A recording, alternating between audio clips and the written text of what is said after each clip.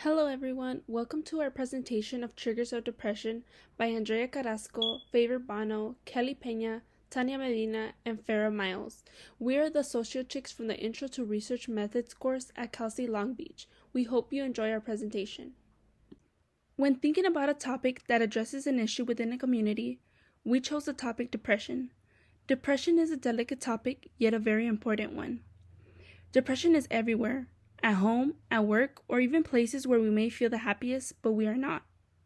Such as school. School is like a roller coaster. It's fun, yet boring. It's easy, yet equally difficult at the same time. And when in college, it's even more difficult. For that reason, we chose the topic depression with the purpose of obtaining the average rate of college students facing depression while also determining the triggers of depression. So for this slide, I'm going to be talking about research hypotheses and the ways in which we went about collecting the data to conclude these hypotheses. So the first one states that college students with a job experience more stress and sleep deprivation compared to students without a job. So the ways in which we collected this data was through a number of questions within our questionnaire. And these two specifically asked about the number of hours worked and the number of hours slept, usually within the school week. So this was about an approximate number just to gauge how much this participant intakes sleep and intakes hours of work outside of schoolwork.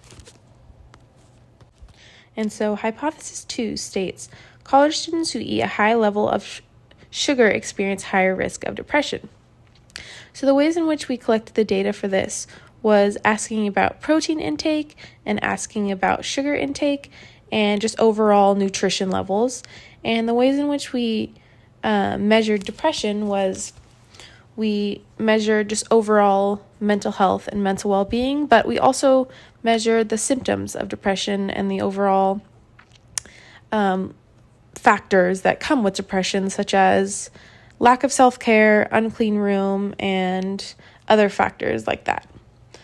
And so for hypothesis 3, it states college students with high levels of depression will most likely have poor academic performance. So again, with collecting this data, we just measure the symptoms of depression. So your willingness to do everyday tasks and your ability to do those tasks, as well as measuring their academic performance through their GPA. And so hypothesis 4 states college students who have a higher class workload tend to have higher stress levels than those who do not. So the ways in which we measured this was asking them on a scale of 1 to 5 to rate their stress levels, and the ways in which we measure their workloads was an approximate number of how many days that they have outside activities, whether it be work, whether it be activities, or whether it be something else. And the last hypothesis is college students who tend to overconsume alcohol tend to have higher levels of depression and poor academic performance. So again, we measured these through the questions in the questionnaire, and we determined their academic performance with their GPA, and we measure their levels of depression, again, with the symptoms of depression and the overall mental well-being of the person. As a team, we work collaboratively to create a questionnaire that will help researchers learn more about the triggers to depression in college students. To obtain this information, we surveyed students from Cal State Long Beach. Together, we gathered near the Student Union and the University Library. There were a total of 50 participants. Each of us was responsible for surveying 10 participants. All students were approached kindly and very respectfully. For each student that voluntarily participated in the questionnaire, they received a free Long Beach tote bag. To go about the questionnaire process, participants were handed a consent form that was intended to be read and signed with the purpose of comprehending the procedure included for data collection. Participants were then given the option of a digital or manual copy. It was a 5-page questionnaire, approximately 37 questions and instructions included. The survey consisted of some fill-in responses, while other questions were to be used in scale answers, choosing from 1 to 10, where 1 meant never and 10 meant very often. Other responses were to select if you agree or disagree. Participants were asked demographic questions like gender, age, ethnicity, and how many years have they attended in college. Some questions were open-ended questions like, what are some reasons you experience stress in college? Also questions like, what are the reasons why you sleep less hours? Questions about their work life were also asked. So for this slide, we'll be talking about the proposed results and findings and the correlational trends within our data to help us find the concluded hypotheses. So I stated 4 correlational trends on the left that correlate with the data on the right. So the first one is lack of nutrition and poor academic performance. And this is going to be the chart on the top left. And lack of nutrition is going to be the blue line, and poor academic performance is going to represent the red line. And so for this measurement, I used a scale of 1 to 5 for both of them. Therefore, I can see the correlation in between the data and the comparison. So I measured 1 being very, very poor academically or very, very poor nutrition. So less than 2 meals a day and not nourishing yourself. And 5 being very good. So good nutrition, nourishing yourself, and having good GPA outstanding. So within the data, we can see a direct correlation as the blue and red line cross over and overlap multiple times. So I saw a direct correlation in how you nourish yourself and how well you perform academically. So if you have a lack of nutrition, it is more likely you're going to have poor academic performance. I also saw a correlation as the average means was very similar, as the average mean for lack of nutrition was 3.4 and poor academic performance was 3. The next correlational trend that I saw over and over within our data was the excess alcohol intake and higher depression levels. So this data is going to be shown on the bottom left, and you can see again, just as the one on the top, the red and blue lines are very similarly correlated with each other. So the red line, again, is going to be depression levels, and the blue line is going to be alcohol intake. And again, I use the same level of measurement of 1 to 5, 1 being very horribly taking care of yourself, very low depression or very high depression levels, and a lot of excess alcohol intake, and 5 being overall happy and no drinking whatsoever. And so you can see they correlate with each other as the average means are 2.4 and 3.1, and they again overlap on the same data. And we concluded that the excess alcohol intake usually correlates with depression levels. Therefore, if you drink excessively, it is usually correlated with higher depression levels.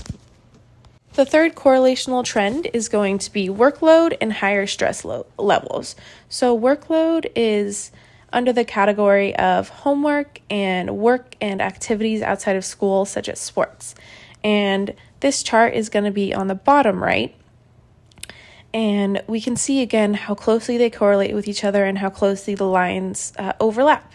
So the stress levels is going to be the blue line, and the red line is going to be the workload.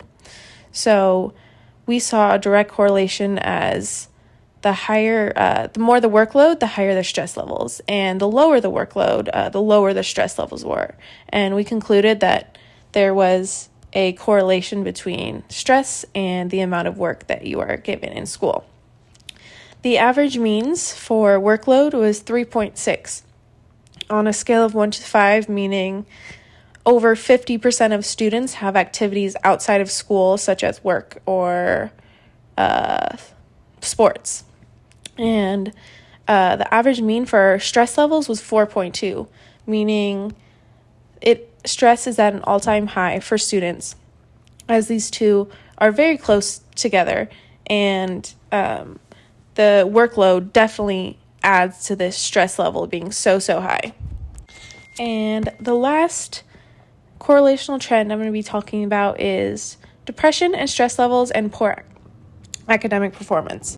As you can see, the data is presented a little bit differently, as poor academic performance is on a scale of 1 to 5, 1 being horrible academic performance and 5 being good academic performance. And depression levels, 1 being very, very happy and very, very content, and 5 being absolutely depressed and very, very sad. So we can see a correlation in between these two, but of the exact opposite. So the higher the depression levels, the more likely you are going to be having poor academic performance. So the larger the depression levels, the smaller the number of your GPA in the academic performance.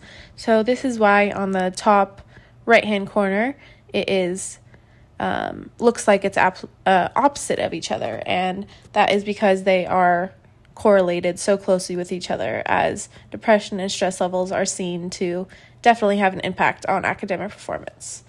The means, again, were very close to each other, as the average mean for depression and stress levels was 3.1 and poor academic performance was 4. And so we concluded with all of our data that lack of nutrition has a direct effect on poor academic performance. Excess alcohol intake usually correlates with higher depression levels. A larger workload usually correlates with higher stress levels, and higher depression and stress levels directly correlate with poor academic performance. As a result of our research, our hypothesis proved to be true.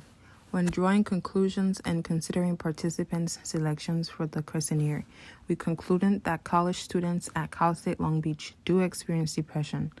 Out of 50 participants that contributed to our research, 60% of participants encounter depression. This could be for many reasons, such as the lack of sleep, the excessive work hours, the lack of breakfast meal intake, high levels of stress, or even excessive workload. For these reasons, students have a low academic performance. We know this from the questionnaire, in which we ask questions such as, what is your current GPA? And about 30% of participants had an average GPA of 2.0 or lower. Our hypotheses were all well supported, highlighting the triggers of depression and the impacts it may have on a college student's academic life. Hello everyone, I'm going to be talking about the future directions, shortcomings, and limitations that we experienced in this study. I did want to start off with the limitations. I think one of the biggest limitations that we experienced in this study was the fact that we only looked at our participants for a short period of time. This in itself